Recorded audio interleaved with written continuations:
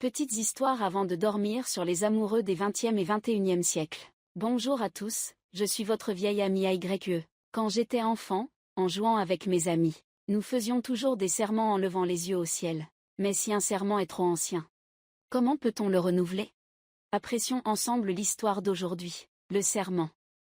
Chicago, hiver 2012. La neige tombait à gros flocons. Le couple quitte le cinéma. Pour ces deux amoureux, ce n'est pas un mauvais temps, mais un moment romantique partagé. La femme s'installe dans la voiture. La silhouette de son mari crachant du sang lui semble toujours aussi imposante, et chaque fois que ses doigts gèlent, il trouve la chaleur de l'autre. La voiture s'éloigne dans la neige abondante. Le mari allume la radio et chante des paroles sur l'amour sans limite. La femme, en le voyant, ne peut s'empêcher de soupirer. Elle a vraiment épousé un grand enfant. Elle se dit qu'elle est peut-être plus romantique que lui. Jusqu'à ce que, dans l'habitacle, une ambiance incomparable s'installe. Mais le mari a aussi sa propre vision de la vie. Les moments spéciaux de la vie semblent jaillir comme des étincelles. Mais ils ne s'attendaient pas à ce qu'une voiture arrive derrière eux. Cet accident n'a pas provoqué de simple choc, mais une véritable tragédie. Le couple à l'intérieur de la voiture a été pris au dépourvu. La femme, qui avait détaché sa ceinture de sécurité, a été éjectée du véhicule. Elle est tombée dans le coma.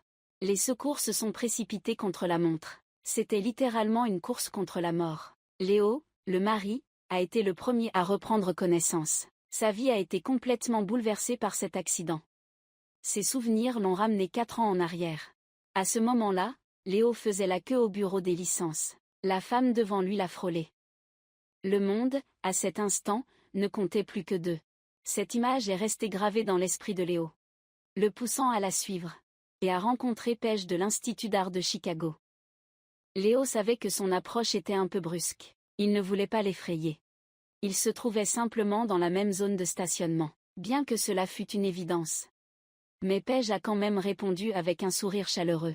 Quand deux personnes tombent amoureuses au premier regard, il n'est même pas nécessaire de chercher des sujets de conversation.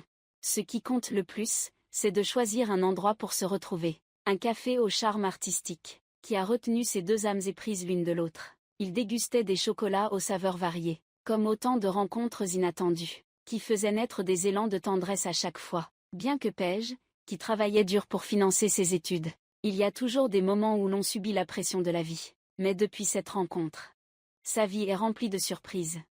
Même sous une pluie battante, rien ne peut effacer la romance de Léo.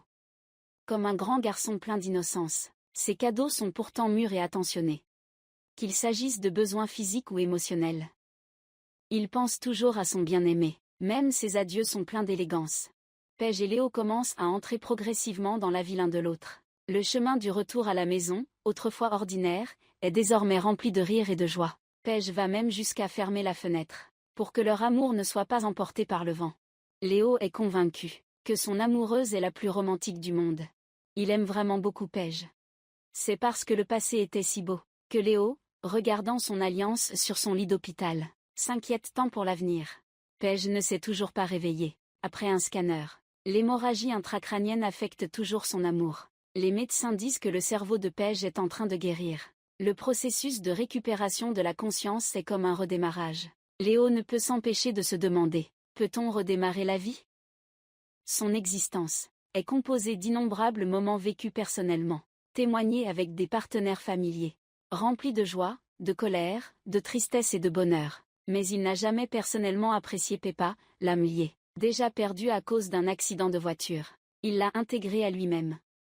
Léo s'en souvient encore. Chaque fois qu'il sortait de son atelier, sa petite amie attentionnée prenait soin des chats errants. Si Léo n'était pas allergique aux chats, Peppa les aurait probablement adoptés depuis longtemps. Les amis regardaient les deux personnes qui n'étaient pas tout à fait les mêmes, échanger mutuellement les couleurs. Les enfants ne peuvent pas accueillir un chat, mais ils peuvent encore accueillir un artiste. Le plateau de Dior saisit également l'occasion de se montrer. C'est la déclaration que Paige désirait le plus. Leur mariage était un peu précipité, mais tout aussi solennel et romantique. Paige prononce ses vœux devant ses amis, promettant de ne réserver sa tendresse qu'à son bien-aimé dans les années à venir, et de pardonner par amour. Il n'est jamais avare de compliments et de réconfort, même dans le silence. Il offre à Léo une compagnie silencieuse. Il habitera dans le cœur de son mari. C'est la maison éternelle des deux. Les vœux des époux l'un envers l'autre sont écrits sur le menu du café. Le mariage au musée est unique en son genre. Dior y fait également son serment. Son amour pour Paige est sans fin.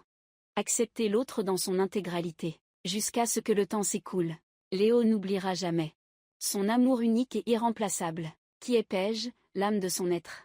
Il suffit de se poser la question, pour prouver encore et encore que les épreuves ne les sépareront pas.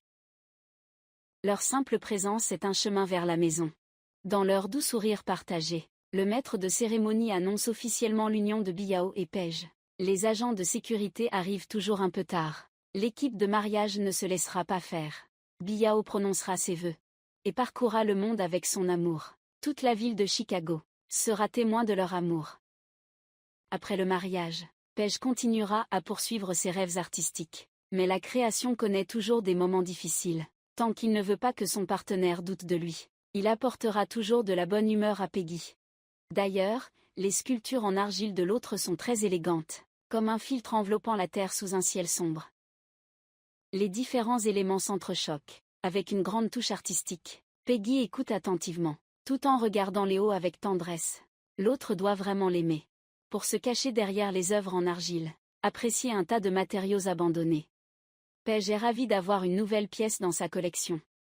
Il et Léo sont comme des nuances entrelacées de lumière et d'ombre, non seulement inséparables, mais aussi rayonnants d'amour. C'est pourquoi Léo espère tant que son bien-aimé se réveille. Paige ouvre les yeux, comme s'il illuminait le monde. Mais son regard est plein de confusion. Après avoir confirmé qu'il est allongé sur un lit d'hôpital, Paige veut seulement savoir s'il y a d'autres blessés. Elle prend Léo pour un médecin. Elle ne reconnaît absolument pas l'homme devant elle, et ne se souvient même pas s'être mariée. Toutes ces informations se bousculent dans l'esprit de Paige. Même l'alliance à son annulaire ne lui dit rien. Léo, triste et abattu, comprend enfin que sa femme est atteinte d'amnésie. Leur histoire d'amour et de complicité est devenue un vide total. Léo subit un nouveau choc émotionnel, et il doute qu'il puisse jamais guérir. Il n'a jamais envisagé que sa femme oublie tout. Et comment il devrait réagir? Paige reste elle-même. Mais pour réveiller Léo, elle agit comme une étrangère polie. Léo doit tout reconstruire. Que ce soit leur mariage mystérieux, ou la coiffure soudainement changée de sa femme, Paige ne se souvient même pas qu'elle avait un atelier d'art. Il voulait clairement poursuivre un diplôme en droit, mais il n'avait jamais appris la sculpture sur argile. Les souvenirs de Léo ressemblent à une simple histoire. Face à la détresse de Paige, les amis ont des avis divergents. Repartir à zéro semble être une option, mais si elle oublie les expériences de ces dernières années, alors pendant le temps perdu de Paige, il est à craindre que l'amour pour Léo ait également disparu. Depuis, Léo souffre d'insomnie. Le studio est incroyablement calme. Il ne veut qu'être avec Peggy. Jusqu'à ce qu'il voit la chambre vide. Léo réalise alors que sa femme est considérée comme une VIP, capable de payer pour une chambre privée. Bien sûr, c'est la famille de Peggy, rarement présente. Les parents ont l'air graves. Ils reprochent à Léo de ne pas avoir donné de nouvelles de leur fille. Peggy écoute à côté, étonnée par l'éloignement entre sa famille et son mari. L'identité de Léo est mise en doute. Les parents de Paige en profitent pour intervenir. Ils veulent ramener leur fille à la maison, et lui offrir les meilleurs soins et accompagnement. Mais Léo se souvient des recommandations du médecin, qui était de retourner dans un environnement familier. Doit-elle partir avec ses parents, ou retourner chez elle? La patiente a le droit de choisir. Fatiguée des disputes, Paige se retrouve plongée dans un tourbillon. Elle ne comprend vraiment pas pourquoi son mari est si distant avec sa propre famille. Comme s'ils se rencontraient pour la première fois. Léo souligne immédiatement que Paige elle-même n'a pas contacté ses parents depuis des années. La cause de cette distance remonte à avant leur histoire d'amour. Léo passe en revue les événements des 4 dernières années. Comment Paige a quitté la maison pour étudier l'art. Elle a résisté à la décision de son père de lui faire étudier le droit. Dans une série de conflits accumulés, les relations entre les femmes ont atteint un point de congélation. Malheureusement, ces événements réels du passé, pour Paige aujourd'hui, ressemblent plus à un avenir qui ne se produira jamais. Elle se souvient qu'elle était étudiante en droit, et fiancée à son petit ami Jerry. Les informations complexes la rendent confuse, et son mari lui est étranger. J'espère retourner à ma vie d'avant. Cela pourrait aider à retrouver la mémoire. Mais Léo, il doit au moins prouver qu'ils se sont aimés. Il y a toutes sortes de mariages dans le monde, et tous ne sont pas basés sur le véritable amour. Les échecs. Paige finit par retrouver ses parents inquiets. Ce sont les membres de sa famille qu'elle garde en mémoire. Elle doit aussi courir à l'hôpital. Enfin, des preuves avant la sortie de l'hôpital de sa femme. C'était un enregistrement envoyé par Paige avant l'accident. Elle avait effectivement son propre atelier d'art. Une carrière occupée mais intéressante. Et elle aimait un homme nommé Léo. Paige était un peu perplexe. Mais elle était vraiment douce dans l'enregistrement. Il fallait saisir l'occasion de compléter. Paige avait quitté la faculté de droit, annulé ses fiançailles avec son ex-fiancé. C'est toujours une question de choix personnel. À l'époque, elle-même n'était même pas présente. Même si l'accident a permis à sa femme de recommencer sa vie, Paige devrait respecter ses choix. Les parents du patient s'opposent bien sûr à cette idée, mais Léo reste calme et digne. Il promet de prendre soin de la femme qu'il aime. Paige réfléchit un instant, et décide de découvrir la vie qu'elle a choisie. À quoi ressemble-t-elle vraiment? Même s'il ne peut pas retrouver la mémoire, il peut rentrer chez lui à tout moment. Pourquoi elle a épousé Léo? Il doit bien y avoir une raison. Les efforts de Léo semblent ramener les choses à leur point de départ. Comme si la ville de Chicago restait toujours animée. Léo rentre chez lui avec sa femme. Tous deux se dirigent vers l'atelier en banlieue, au nord. Où des amis qui les attendaient depuis longtemps ont préparé une surprise pour le retour de Paige.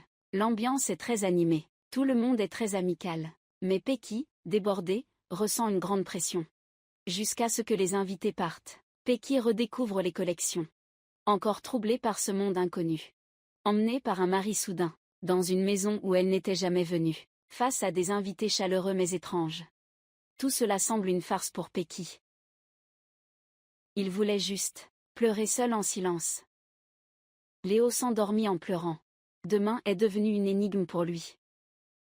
Puissent les scènes et objets qui ont marqué leur vie à deux raviver les souvenirs de Peggy. Mais sur les photos de lui, il ne se souvient même pas de son tatouage. Mais ce n'est pas tout ce que sa mère interdisait. Peggy a aussi perdu toutes ses habitudes de vie après le mariage. Insister sur chaque geste à la maison le faisait souvent se sentir offensé. Peggy, qui ne reconnaissait pas l'armoire, se trompait même de vêtements. Mais dans cette situation, tout semblait s'y approprier à Léo. Comme si rien n'avait mal tourné. Il s'excusa pour la surprise d'hier soir, et se présenta à Peggy. Du studio d'enregistrement parfois actif, parfois non, au café déjà préparé. C'était la boisson du matin de sa femme, qui est maintenant devenue son habitude, étant donné que dans les souvenirs perdus de Paige, il y a encore beaucoup de mots de passe de compte. Léo s'occupe des factures récentes. Léo a tant de choses à dire, comme si cela pouvait ramener l'amour familier. Mais le cerveau surchargé de Paige se sent un peu fatigué.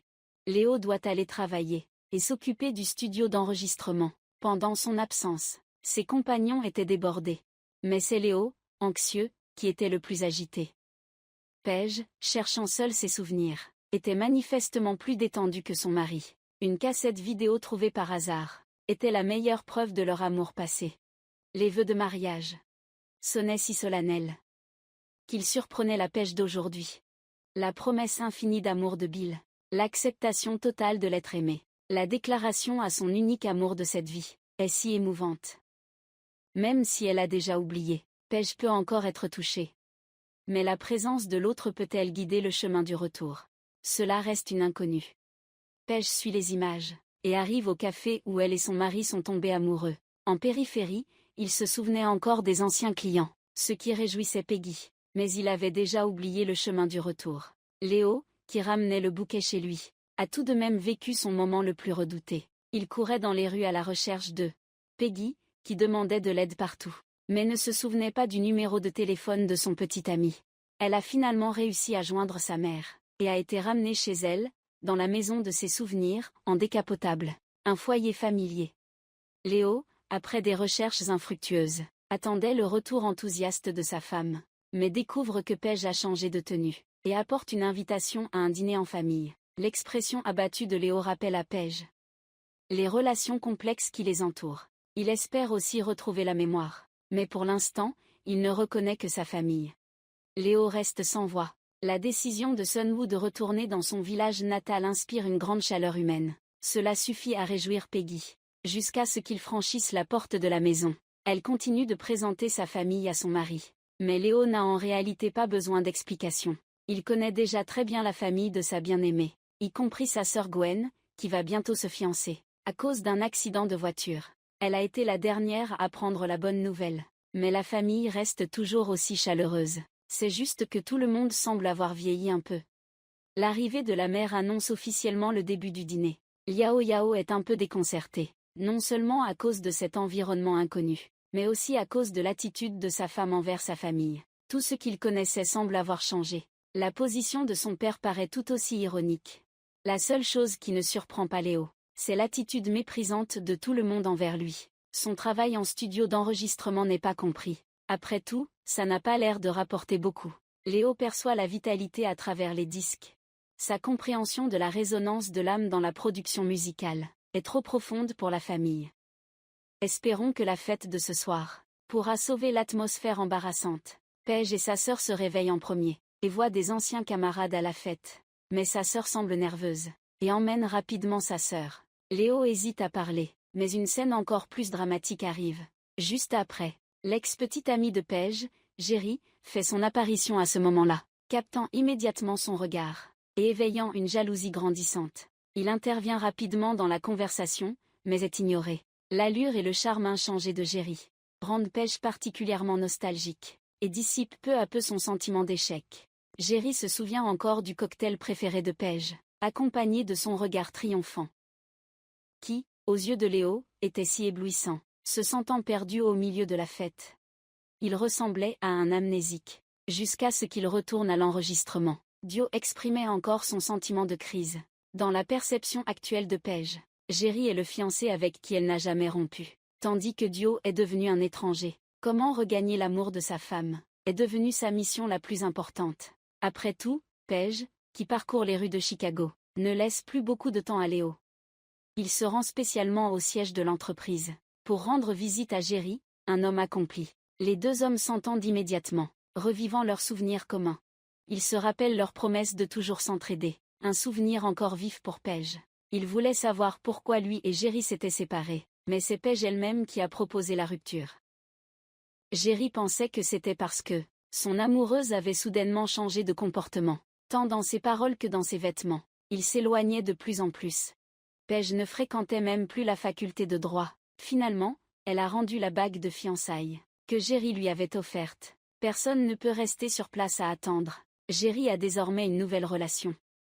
Cette expérience semble bien regrettable. Ce n'est pas une histoire que Paige peut comprendre. Il a embrassé Jerry avant de partir. Il ne l'avait pas annoncé à l'avance. Mais ils se sont embrassés spontanément. Était-ce par habitude ou sous l'effet des émotions? Paige était quelque peu déconcertée. Le vide de 5 ans dans sa mémoire le laissait perdu.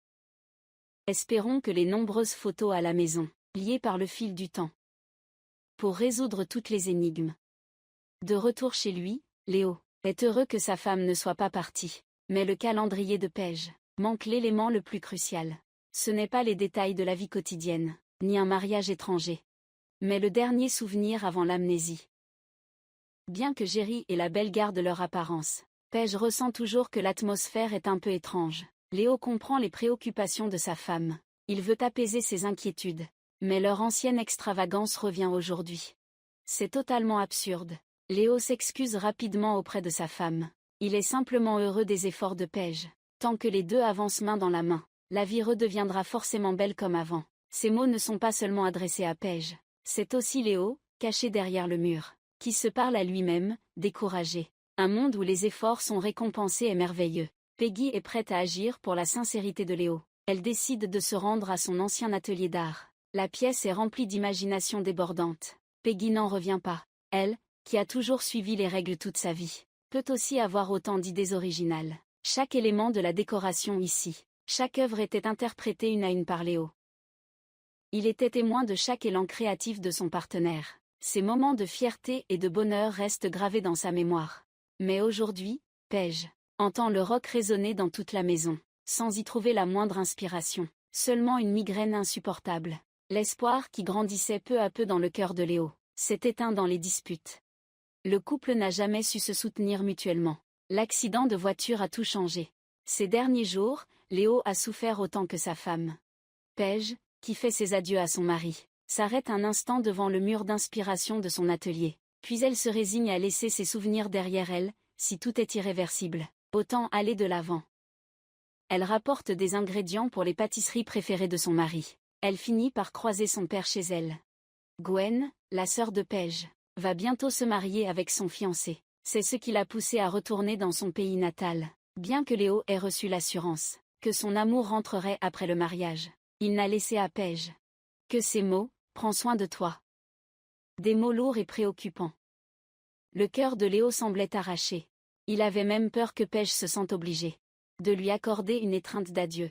Au moment de la séparation, Léo ne peut laisser qu'une ombre derrière lui. Bien que le cerveau de Paige se rétablisse bien, il n'y a aucun signe de récupération de la mémoire, mais sa mère comprend que sa fille est la même qu'avant. Seulement les médecins veulent encore parler en privé avec la patiente. En fait, certains patients ne retrouvent pas la mémoire, à cause de la peur. Paige n'est pas sûre de quelle partie de sa vie passée elle a peur, exactement. Et les conseils du médecin. Essayez de combler les blancs de mémoire. Tu as toujours le droit de choisir une vie différente. Le jour du mariage de Gwen approche. Léo a déjà préparé son costume.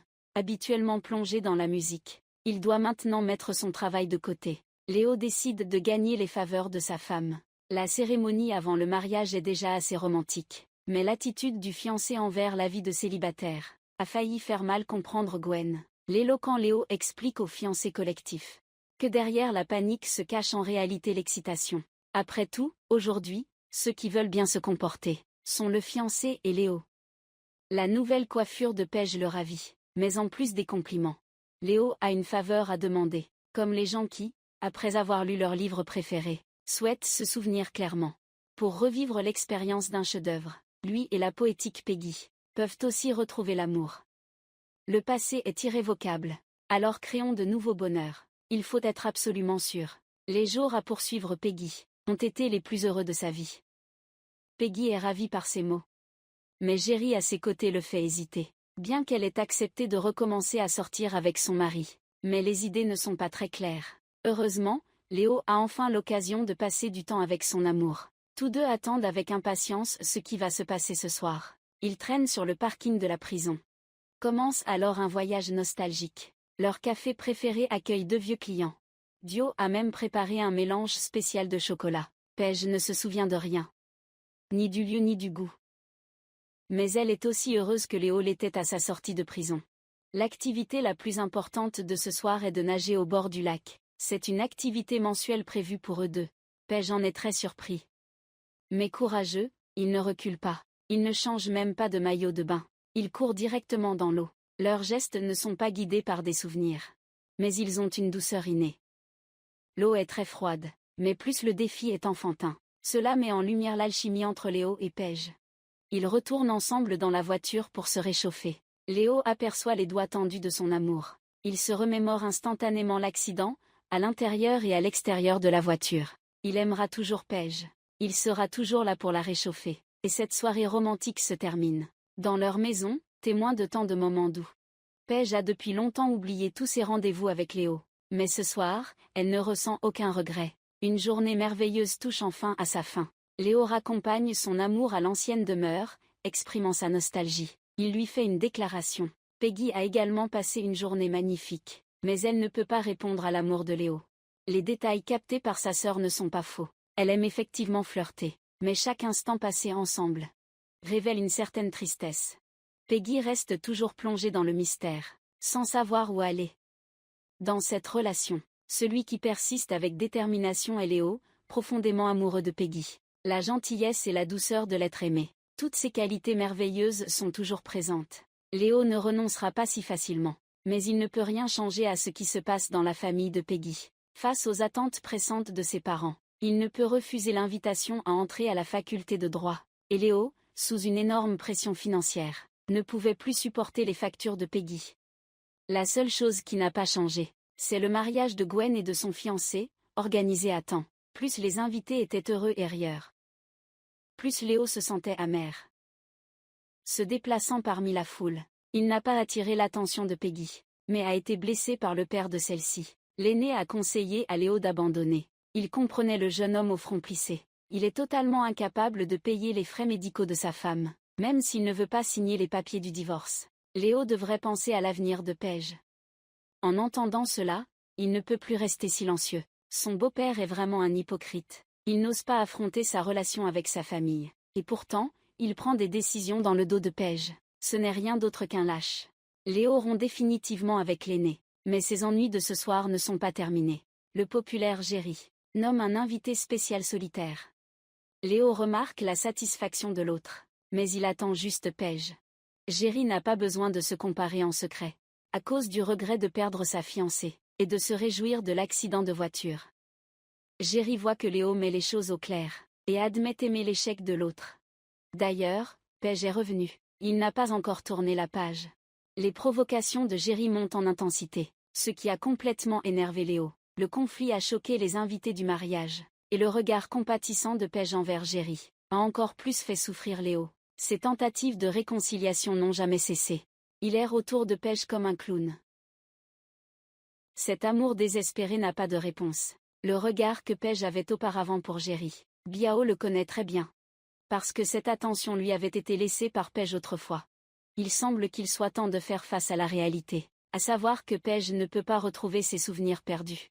Sa tendresse n'est qu'une façon de ne pas décevoir Léo, et de ne pas blesser un inconnu. Finalement, ils ont mis les choses à plat. Léo s'est excusé pour ses erreurs d'aujourd'hui. Face à la femme qu'il aime le plus, il a choisi de la laisser partir. Cela lui brise le cœur. Paige regarde le dos de Léo, les larmes aux yeux. Il espère aussi aimer de la même manière qu'on l'aime en retour. Léo sait seulement que Paige y est parvenue une fois. Il veut croire que cette Paige-là reviendra à la maison. Parti tard dans la nuit, Léo ne veut plus rentrer. S'il doit rester avec Paige, personne ne pourra briser cette solitude. Ce n'est pas un abandon, juste un moment de silence pour les souvenirs. Le moment où Léonie a avoué ses sentiments à Paige, cette beauté se reflétait dans ses larmes. Il devait admettre que Paige ne l'aimait plus maintenant. La nuit à Chicago. Combien d'histoires tristes s'y déroulent. Il fallait sceller tous les souvenirs heureux du passé. Seule cette statue d'argile restait sur place. Il avait fini par signer les papiers du divorce. Mais c'était juste avant de déménager. Léo croise à nouveau le chaton dont Peggy s'occupait. Il le nourrit instinctivement. Après avoir repris ses esprits, il décide de l'adopter. Peu importe son allergie. C'est à ce moment que le destin prend un tournant. Peggy, en faisant ses courses au supermarché, rencontre à nouveau un ancien camarade. Elle apprend alors que celui-ci avait eu une liaison avec son père. Cette relation extra-conjugale n'a pris fin qu'après que sa mère l'a découverte. Kong-su voulait s'excuser auprès de Peggy, mais a involontairement évoqué un épisode du passé. C'est alors que Peggy a compris que sa sœur et sa mère lui cachaient la vérité. L'atmosphère étrange à la maison était la raison de son changement de caractère, et de son choix de partir. Quant à la trahison de la mère envers sa fille, elle l'a justifiée par sa peur de perdre ses enfants. Après avoir découvert l'infidélité de son mari, elle avait aussi envisagé de partir, jusqu'à ce qu'elle voie les vieilles photos des enfants. Elle ne réalisa pas que la vieille maison où elle vivait depuis des années avait déjà porté le bonheur et la plénitude d'autrefois.